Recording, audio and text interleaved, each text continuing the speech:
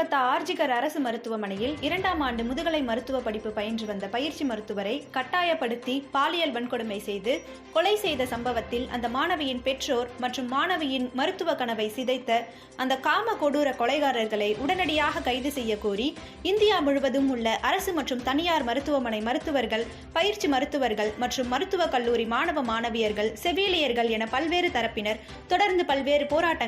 ஆர்ப்பாட்டங்களை நடத்தி வருகின்றனர். அதன் ஒரு பகுதியாக செங்கல்பட்டு அரசு மருத்துவக் கல்லூரி மருத்துவமனையில் மருத்துவர்கள் மற்றும் பயிற்சி மருத்துவர்கள் என 200க்கும் மேற்பட்டவர்கள் அரசு மருத்துவமனையில் இருந்து கையில் பதாகை மற்றும் மெழுகுவர்த்தியை ஏந்தியும் செல்போன் வெளிச்சத்தை காண்பித்து இறந்து போன மாணவிக்கு அஞ்சலி செலுத்தும் வகையில் வேண்டும் வேண்டும் நீதி வேண்டும், மருத்துவர்களுக்கான பாதுகாப்பு சட்டம் வேண்டும் என கோஷமிட்டபடி பேரணியில் ஈடுபட்டனர்.